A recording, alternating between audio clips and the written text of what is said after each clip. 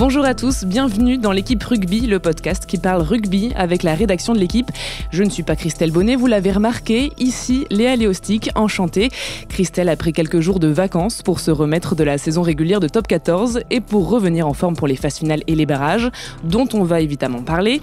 On va aussi se pencher sur la finale de Coupe d'Europe. Samedi, le Racing s'est incliné contre le Leinster.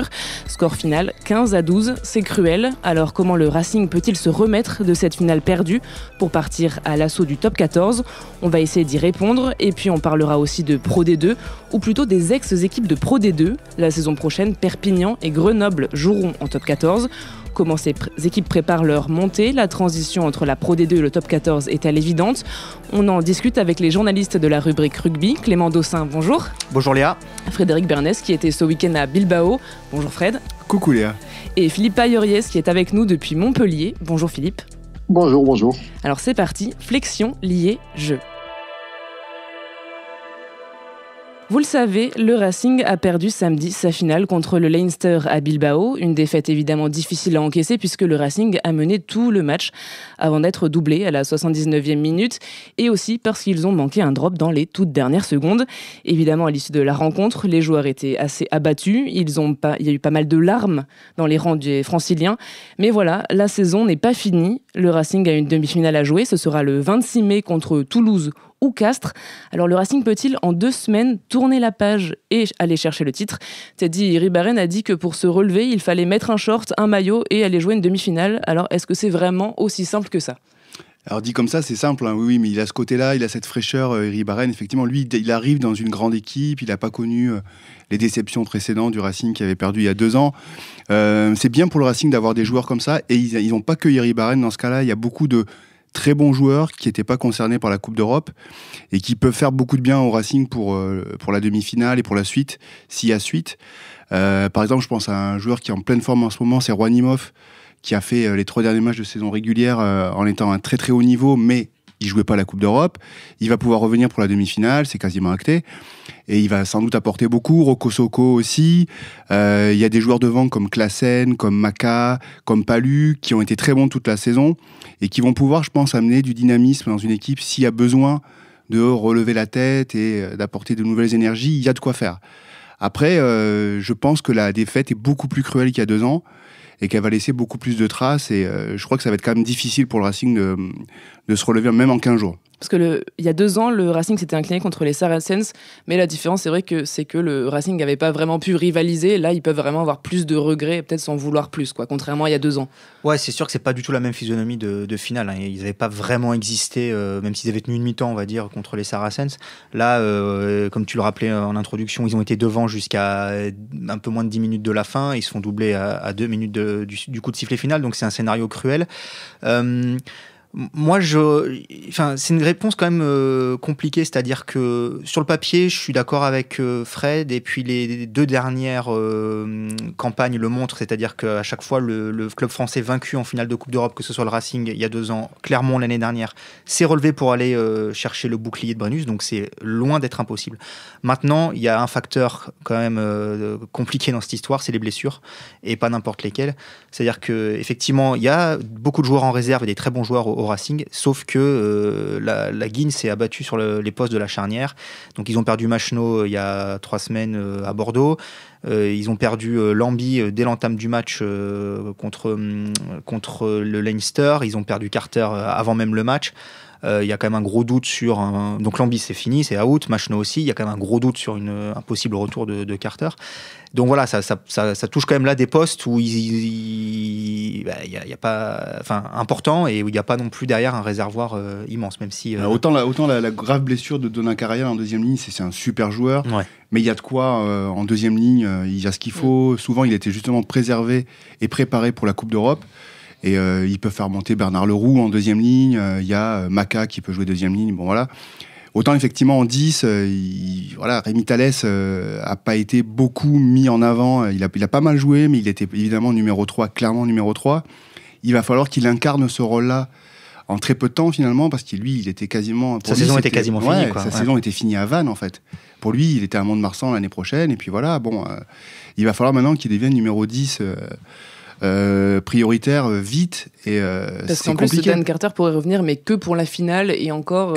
C'est pas sûr. Ouais, donc du coup, si Thales incarne le numéro 1, ils ont d'autres joueurs pour... Ils ont le jeune Antoine Gibert, mais qui a 20 ans et qui est plein de talent, nous dit-on. Mais voilà, il peut doubler. Alors l'avantage qu'il a, c'est qu'il peut doubler de 9 et 10. Et je pense pas qu'on peut le lancer sur une demi-finale de championnat comme ça. Donc ce sera. Mais imaginez que Thalès, il lui arrive un problème dans les jours qui arrivent à l'entraînement. Ça va être très très dur. Après, même le rôle de buteur, il est un peu problématique parce qu'Iribarren a bien buté ce week-end, sous pression en plus, un match important. Mais lui-même le dit, c'est pas non plus un buteur de top niveau. Donc en phase finale, ça peut avoir son importance aussi. Voilà, c'est sûr ça va être compliqué sur ce poste-là pour le prochain match. Payot peut-être ? Oui, non, mais je vous entends, et ça reste quand même le plus gros effectif du top 14. Ça reste une équipe qui multiplie les gros matchs, les matchs en jeu, et qui les négocie plutôt bien. Et ça reste une équipe qui va jouer contre le vainqueur de Toulouse-Castres. Ça va être un très très gros match, et je pense que le vainqueur va de toute façon y laisser des plumes. Et les 15 jours de repos entre la finale et la demi-finale, la finale européenne et la demi-finale du top 14, à mon avis, seront suffisants pour qu'ils trouvent des solutions à tous les problèmes que vous venez d'évoquer. Et puis, Thalès, voilà, il avait fait un bon début de saison avec le Racing, me semble-t-il. Oui. C'est un joueur aussi qui a disputé des phases finales.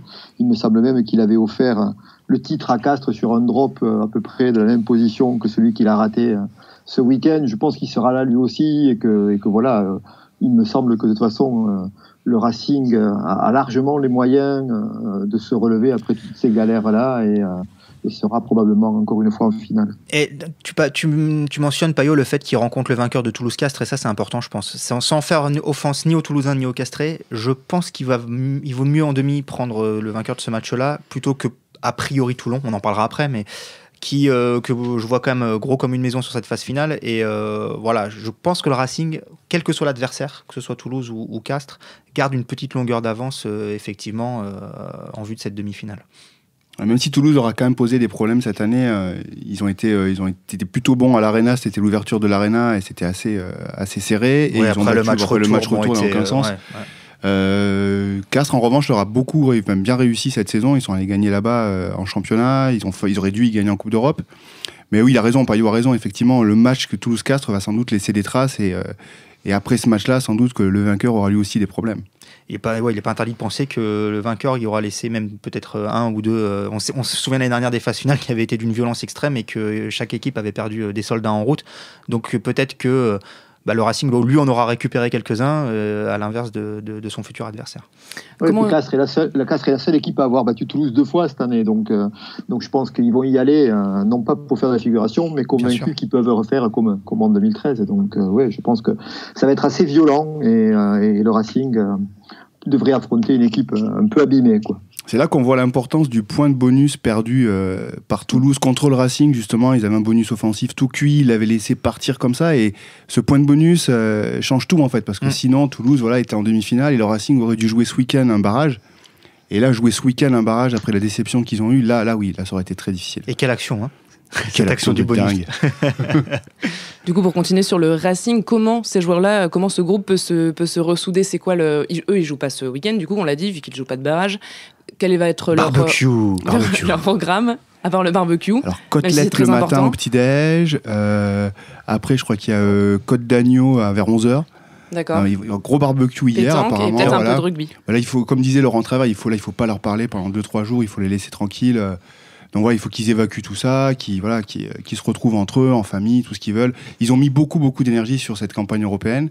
C'était clairement l'objectif de la saison dit par tout le monde. Maintenant, il faut, je pense, leur laisser digérer. Et ils vont revenir à l'entraînement, je pense, mercredi. Et puis voilà, se préparer petit à petit, regarder le match entre Toulouse et Castres.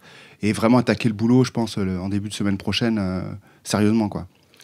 Ouais, il n'y a pas grand-chose à faire de toute façon. Je veux dire, c'est une équipe qui maîtrise son rugby, qui a été beaucoup brocardée à tort, je trouve, qui propose alors, c'était pas le cas sur cette finale, mais il y avait des conditions climatiques particulières, qui propose un jeu plutôt attrayant et effectivement qui doit maintenant juste attendre de connaître l'identité de son adversaire pour préparer plus précisément cette demi-finale. D'ici là, il n'y a pas grand-chose à faire, si ce n'est de la récupération, de l'entretien, soigner les têtes. On connaissait DJ Côte de Bœuf à La Rochelle, Vincent Pello, et apparemment maintenant c'est DJ Gigot d'Agneau, Ben Tameifuna qui a pris les choses en main. Les platines, magnifique. Ouais. Bon, pour finir sur le Racing, est-ce qu'il vaudrait mieux que ce soit Toulouse ou Castres? Est-ce qu'il y a un adversaire qui correspondrait mieux ou qui irait mieux? Je sais pas, ils ont battu Castres. Ils maîtrisent un petit peu mieux cette saison en fait. Voilà, ils les ont vraiment. Ils ont vraiment bien battu en Coupe d'Europe à la maison, en championnat à la maison. Ils ont gagné en top 14 là-bas, un match important. Ils auraient dû gagner, franchement, tout même à Castres, on le reconnaît facilement, ils auraient dû gagner le match de Coupe d'Europe là-bas. Ils maîtrisent peut-être un petit peu mieux cette équipe-là. Elle est peut-être un tout petit peu plus unidimensionnelle que Toulouse, quoi. Enfin, c'est bon. Castres, c'est joué au rugby aussi, a de très jolis joueurs, mais c'est aussi une équipe très très portée sur le combat, quoi. Alors on va passer maintenant au deuxième sujet. Les barrages de top 14 auront lieu ce week-end, on en parlait. Toulon reçoit Lyon vendredi soir et Toulouse accueille Castres samedi après-midi. Alors Lyon et Castres se sont qualifiés sur le fil. Tout s'est vraiment joué lors de la dernière journée de top 14. Ces deux équipes ont dû beaucoup batailler pour être dans les 6 premiers. Alors est-ce que pour Lyon et Castres, est-ce que ces deux équipes ont vraiment les moyens d'aller chercher une place en demi-finale, donc à l'extérieur, évidemment vu qu'elles se déplaceront toutes les deux? Est-ce que c'est possible? C'est a priori, comme ça sur le papier, plus facile je pense pour Castres que pour Lyon. Je m'explique. Bon, d'abord, on en a déjà un petit peu parlé, il y a l'adversaire d'abord. Moi je mets vraiment aujourd'hui, si ce n'est favori, du moins sur la même ligne que Montpellier, je place Toulon, qui monte en puissance, qui a une ligne de 3/4, je pense, inégalée dans ce championnat, qui peut vraiment faire de gros dégâts dans les défenses adverses. Donc je pense que Lyon va avoir la partie très très dure à Mayol vendredi soir, d'autant que, disons que pour eux, c'est du bonus. Donc dans un sens, ils ont plus rien à perdre, ils vont jouer complètement libérés. Si jamais ils passent un tour de plus ou deux, ce sera fantastique. Mais disons que la saison de Lyon, elle est déjà complètement réussie. Ils participent à leur première phase finale. Voilà, première phase finale, on va dire, de leur histoire moderne. C'est un club qui a été champion 2 fois dans les années 30, mais qui avait disparu du paysage. Vous n'étiez pas né, Léa. Depuis. Quant au Castré, on l'a déjà un petit peu évoqué, et Payot l'a dit, ils ont posé du souci à Toulouse, et là on va avoir droit, je crois, à un vrai gros match de phase finale. Je me souviens, Payot, tu m'arrêtes si je dis des bêtises, mais c'était un barrage Toulon-Castres déjà l'année dernière, à Toulon, qui avait été d'une violence inouïe et qui avait d'une intensité rare. Castres était dedans encore à la 35e. Donc, donc moi je pense que si de ces deux équipes-là, pour répondre à ta question, Léa, je miserais plutôt sur Castres si jamais ça devait passer. Alors Payot, je sais pas, tu vas sans doute, tu sais mieux que moi, mais Castres, j'ai du mal à comprendre un peu. Ils sont capables d'aller gagner à La Rochelle, un match qui était quasiment déjà un match de phase finale, mais après ils ont pris, je crois, une volée à Toulon. Ils sont assez irréguliers, je trouve, ces 4-5 dernières semaines. Ils ont passé 60 points à Oyonnax. Et voilà. Qu'est-ce qu'on peut en dire du coup de cette équipe? Je ne sais pas ce qu'il faut en dire. Ce qu'il faut en dire, c'est que c'est une équipe de phase finale de toute façon. Elle était mal embarquée, elle se retrouve quand même dans le bon wagon. Et elle a été très très irrégulière, mais si elle se met à jouer comme elle a joué à La Rochelle ou comme elle a joué contre Oyo, parce qu'Oyo était venu sensiblement avec la même équipe que celle qui est allée jouer à Grenoble. C'était pas une impasse. On avait le résultat. Ouais, mais donc mais je pense que là en ce moment, ils sont costauds. Ils ont battu Toulouse. C'est la première fois qu'ils allaient gagner à Toulouse dans leur histoire moderne là aussi. Donc ils étaient un petit peu contents et ils vont y aller sans aucune appréhension et voilà. Après, c'est peut-être une des moins bonnes équipes de ces dernières années à Castres. Ils n'ont pas réussi à trouver les bons équilibres comme ils les trouvaient les années précédentes. Je pense que Urios a eu aussi un petit peu de mal à délivrer son message message jusqu'au terme de la saison. Il y a eu, il n'y a pas eu le même entrain, le même allant qu'il y avait les saisons précédentes. Donc voilà, je pense qu'ils sont un tout petit peu plus fragiles qu'ils ne l'étaient l'année dernière, mais l'adversaire n'est pas le même. Et donc, Urios s'expliquait avec, c'était assez intéressant. Il racontait comment ils avaient raté le coche après. Il gagne à Bordeaux, non? C'est ça, un moment en début d'année, et comment il n'avait pas su, en gros, comment ses joueurs s'étaient relâchés après ce succès-là, et comment il n'avait pas su les maintenir sous pression jusqu'au bout. Mais moi, je me souviens quand même de Castres qui gagne, je crois, 8 matchs consécutifs à l'automne. Et qui perd contre le Racing. C'est ce match-là qui perd contre le Racing au fin décembre, un tout petit score là aussi, et ils passent 5 minutes dans l'embut à la fin, avec la possibilité de passer devant en marquant un essai. Ils ne marquent pas, et ça bascule à ce moment-là, quoi. Et après, ils reviennent encore un petit peu et ils perdent contre Pau à domicile, là aussi. Et c'est ce match-là qui leur fait mal. Qui leur fait mal, et surtout qui les sort complètement des 6. Et on imagine à aucun moment qu'ils ne pourront y revenir, puisqu'ils ont un calendrier compliqué avec le déplacement à La Rochelle. Et là, de nouveau, le message d'Urios passe un peu mieux. Ils font un match sérieux, et puis voilà, quoi. Et là, ils sont dans cette dynamique. Mais encore une fois, je pense qu'ils sont un peu moins costauds, un peu plus habitués peut-être aux phases finales. Mais bon. Voilà, je pense que Toulouse n'est pas ravi de les recevoir, et eux, ils vont y aller comme ils font d'habitude. Voilà, ils seront difficiles à manier de toute façon. En tout cas, Castres, eux, ils sont ravis d'aller à Toulouse. Ils préféraient que ce soit Toulouse que Toulon. Ils préféraient finir 6e que 5e. Vu la dérouillée qu'ils avaient pris il y a un mois de cela à Mayol. Exactement. Oui, puis Toulon, à la maison, ils mettent des raclés à tout le monde depuis 2-3 mois. C'est assez impressionnant. Alors du coup, pour parler de Lyon, est-ce que Lyon va pouvoir le faire, sachant qu'en plus à Toulon, sachant qu'ils ont un souci avec leur charnière, qu'ils ont aussi passé beaucoup d'énergie à décrocher leur place contre Montpellier, est-ce que ça va être possible pour le Loup? Est-ce que le Loup peut rivaliser? Comme ça, j'ai du mal à voir comment ils peuvent faire. C'est compliqué, mais je pense que ça aurait été compliqué pour tout le monde là contre Toulon à Mayol. Là, en ce moment, c'est sans doute l'endroit le plus difficile où il faut aller, quoi. Donc, c'est difficile. Après, je sais pas, parce que ce que j'ai du mal à mesurer, c'est l'influx qu'ils ont laissé. On a vu leur joie quand ils ont gagné à la fin là contre Montpellier pour se qualifier pour la première fois. Est-ce que c'est fini à ce moment-là, ou est-ce que c'est rempli l'objectif? Ils ont eu 15 jours eux aussi pour repartir, c'est possible, mais je sais pas à quel point ils ont fini déjà ou s'ils ont envie d'aller plus loin. On saura le jour du match, quoi. Et c'est marrant parce que moi j'étais sur ce match contre Montpellier, et à la fin les joueurs et Pierre Mignoni disaient c'est l'adversaire que l'on souhaitait.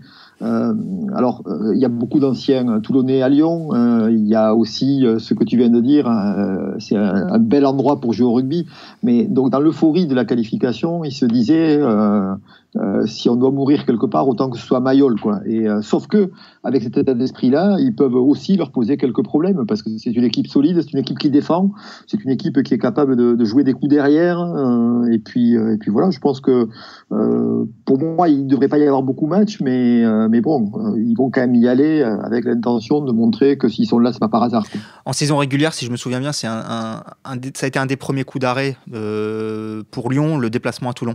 Ça devait être au cœur de l'automne. Ils avaient fait un début de saison super. Ils étaient leaders ou deuxième au championnat, et ils avaient pris, je me souviens plus, mais une trentaine de points à Mayol. Et je crois qu'à ce moment-là, ça avait été le début d'une phase compliquée où ils avaient enchaîné tous les gros et perdu beaucoup de matchs, et que ça avait été un peu un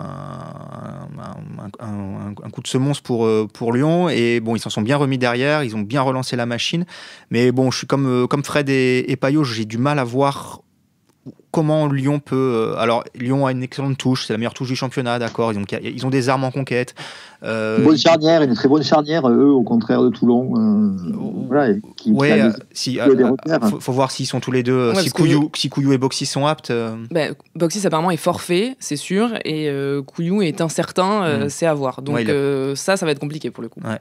C'est sûr que déjà, si ces deux-là ne sont pas là, c'est plus la même histoire. Alors, ça voudrait dire que Michalak, certainement, pour peut-être son vrai dernier match, pourrait être titulaire sur son ancienne pelouse. Bon, après, voilà, il faut faire confiance aussi à Mignoni pour peut-être trouver des petits ressorts émotionnels, psychologiques pour motiver ces hommes. Mais bon, ça va être. Et pendant ce temps-là, en plus, l'équipe de Toulon monte vraiment en puissance. On l'a vu sur la fin de saison.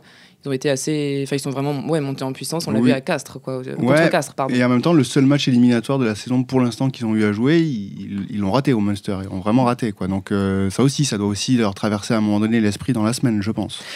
Ouais, ils l'ont raté, oui.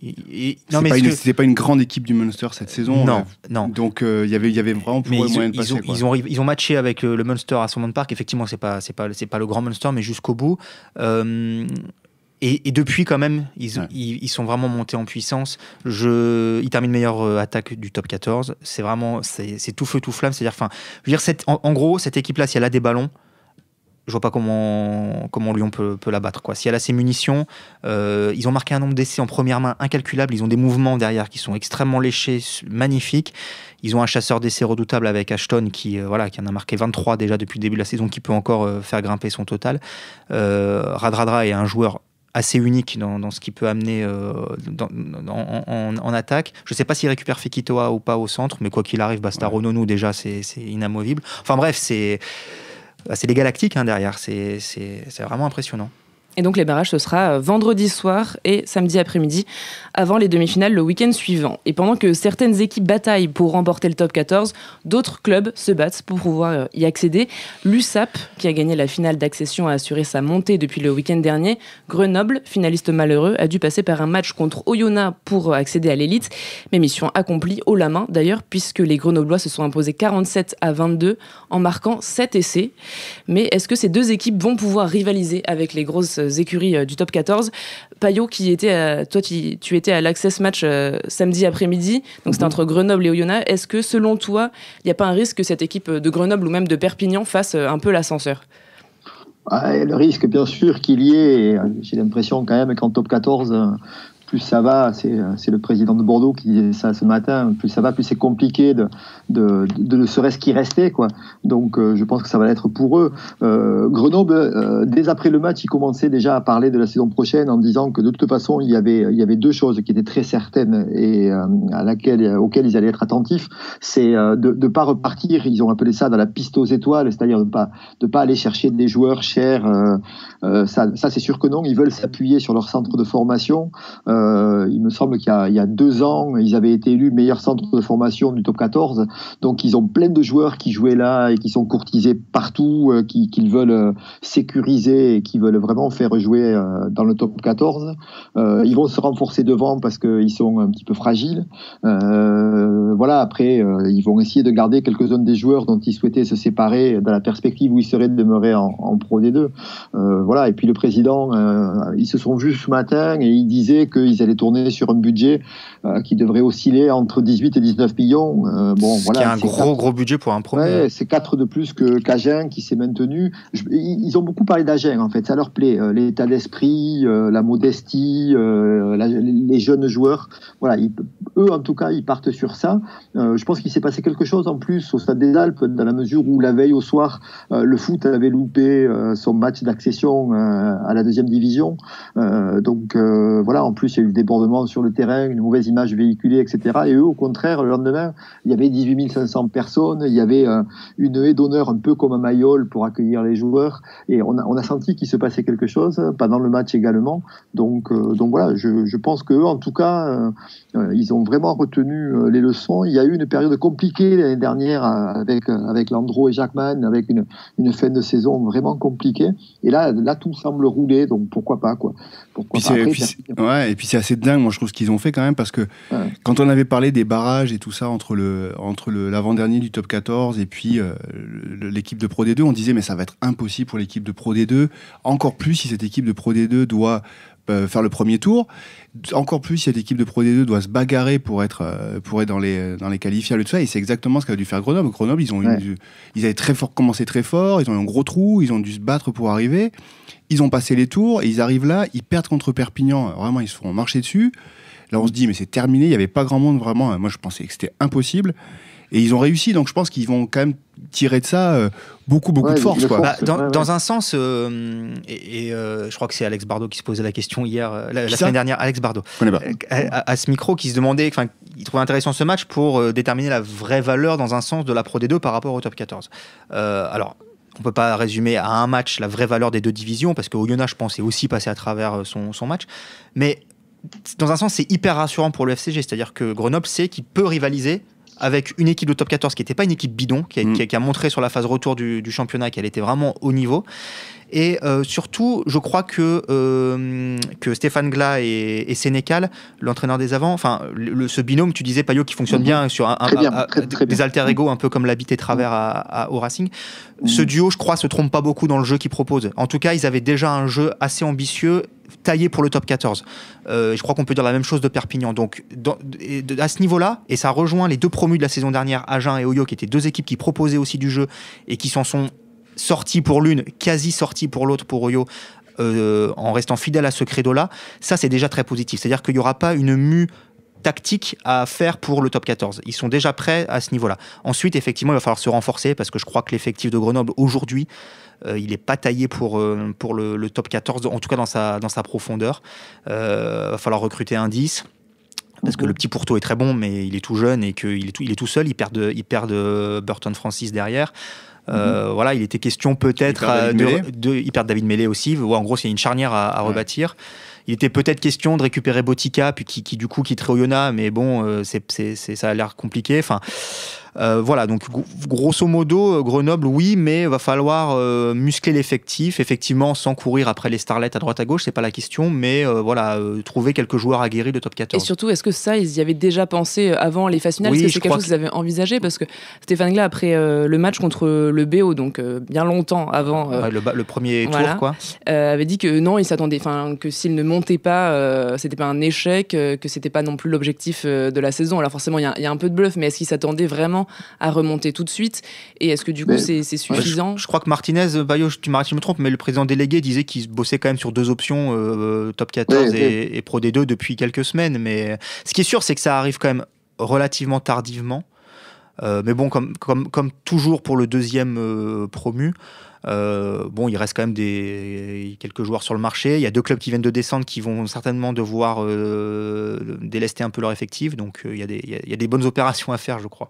Ouais, et puis ils disent eux que le rugby professionnel fabrique aujourd'hui des jeunes joueurs qui ne sont pas tous recasés dans le top 14, et que la différence entre les bons jeunes français en top 14 et en Pro D2, elle n'est pas si importante que ça. Et là, des joueurs comme Capelli, comme le petit Gélin ou le petit Cordin, c'est des joueurs qui doivent être... Girassi, excellent. Ouais, Girassi, très bon aussi. Sasseras à la mêlée, je ne sais pas s'il ne peut pas faire, quoi. Je l'ai vu faire des gros matchs, moi, donc voilà. Et Dussart au centre, qui a déjà une expérience du top 14 avec le Racing aussi. Non, il y a des bons joueurs, c'est sûr. Et du côté de Perpignan, Perpignan, c'est un petit peu différent. Eux, ils ont déjà des joueurs qui sont un peu plus taillés pour ce niveau-là, qui l'ont connu. J'ai vu qu'ils ont pris le pilier du Castres Olympique, là, Sionnet. Donc voilà, c'est des joueurs qui sont déjà un petit peu aguerris à ce niveau-là. Et puis bon, Perpignan, ça reste un endroit un petit peu différent encore.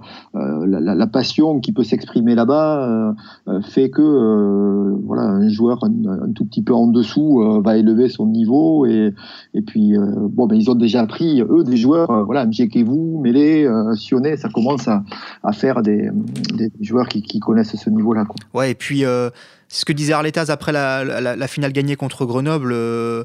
C'est sûr qu'il y a un supplément d'âme dans cette équipe, dans ce stade, qu'aller gagner à Perpignan pour le début de saison prochaine pour n'importe quel club de top 14, ça va être drôlement compliqué. Alors moi je suis ravi que Grenoble remonte, mais je suis très content aussi que Perpignan remonte. Je trouve que c'est un peu le lance du rugby, quoi. C'est les couleurs, c'est pareil, il y a une ferveur incroyable. C'est quand même un club qui a été champion dans un passé très récent. C'était triste de les voir au niveau inférieur. Ils s'y sont englués, ils ont eu un mal de chien à en sortir. Et d'ailleurs, ça revalorise la performance de Grenoble de remonter tout de suite, c'est toujours difficile. Mais voilà, c'est quand même chouette de revoir Perpignan en top 14. Ça promet des matchs sympas l'année prochaine à Aimé Giral. Après, c'était 2 des plus gros budgets de la Pro D2. Hein. Grenoble, c'était le plus gros, donc c'est pas non plus très étonnant de les retrouver là. Ce qui est étonnant, c'est peut-être le scénario et l'ampleur du score contre Oyonnax. Mais après, voilà, on a quand même 2 des grands favoris pour l'accession cette année et 2 qui ont fait une des saisons les plus régulières. Quand on discutait un petit peu avec les gens de Grenoble, ils disaient que depuis janvier, ils ont perdu un match, un seul. Donc, c'est vrai. En fait, 2 avec la finale, pardon. Mais voilà, c'est pas mal. Et je voudrais juste rajouter une dernière chose, c'est dans la psychologie je veux dire, ce match-là, il va compter l'année prochaine dans la psychologie des clubs du Top 14. C'est-à-dire que la 13e place, dont on se disait cette année que bon, elle était quand même possiblement, voilà, on pouvait se sauver. Ce match-là, toutes les équipes vont vouloir l'éviter. Et voilà, il n'y a plus qu'une seule descente sèche, on le sait. Mais est-ce que c'est pas plutôt une ennemie ou une 75 parce que aller jouer en plus chez le club de Pro D2, voilà, on a vu ce que ça a donné. Et je pense que beaucoup de clubs vont se méfier de ce match-là l'année prochaine. Grenoble le premier d'ailleurs. Ouais, c'est d'ailleurs pour ça qu'Oyonnax a perdu ce match, parce que à partir du moment où ils se sont dit il faut qu'on vise la 13e place, une fois qu'ils l'ont obtenu, peut-être qu'ils ont pensé que c'était terminé, que c'était une formalité, quoi. Et voilà, et je crois qu'ils ont instauré ça pour à la fois sécuriser les équipes en top 14 et puis faciliter un petit peu le potentiel économique. C'est un peu raté, quoi, parce que ça n'a rien sécurisé du tout et tout le monde dorénavant va se dire qu'il y a toujours possiblement 2 descentes, quoi. Mais on se demandait ce que c'était que ce drôle de match, et en fait c'est un beau match, enfin, c'est un bon moment, je trouve, de rugby. Ouais. Donc pour Grenoble et Perpignan, on verra ça donc la saison prochaine. Et puis pour être tout à fait complet sur l'actu du rugby, sachez que Montpellier a remporté la finale du top 8. Les Montpelliéraines, championnes de France en titre, se sont imposées 15-12 contre le Stade Toulousain. Et donc elles remportent tout de même leur 7e titre de championne de France. Et donc, je suis assez étonné là que vous ne parliez pas du fait qu'il y a quelqu'un, je ne sais plus qui c'était, qui avait pronostiqué le Leinster vainqueur de la Coupe d'Europe dès le mois d'octobre. J'allais y venir parce qu'on va faire un petit pronostic quand même pour les 2 derniers matchs, enfin pour les 2 matchs de barrage, Toulon-Lyon et Toulouse-Castres. Et donc du coup, on pouvait commencer par toi, Fred, vu que tu as dit depuis le roi du prono que Leinster remporterait la Coupe d'Europe. Donc à toi l'honneur. Alors je vais dire Toulon et Castres, vainqueur des barrages. D'accord, et tu nous donnes un score? Allez, les scores, je sais pas. Je sais pas les scores. Je vais dire la même chose. Toulon avec 20 points d'écart et Castres en prolongation. Waouh. Fayot. Moi, je vais rester plus classique, c'est-à-dire du Toulon et du Toulouse, parce que Toulouse, je pense, le mérite sur sa saison. Donc Toulon et Toulouse est assez facile. Le mérite, qu'est-ce que c'est le mérite en sport? Vaste débat, la semaine prochaine. Ce sera la semaine prochaine, du coup. Donc. Merci, messieurs, pour ce podcast. C'était l'équipe Rugby, le podcast, une émission de la rédaction de l'équipe. Aujourd'hui, j'étais avec Clément Dossin, Frédéric Bernès et Philippe Payoriès. Merci à Sébastien Salis, à la technique. Retrouvez-nous tous les lundis sur l'équipe.fr, Apple Podcast et SoundCloud. N'hésitez pas à réagir et rendez-vous la semaine prochaine avec Christelle.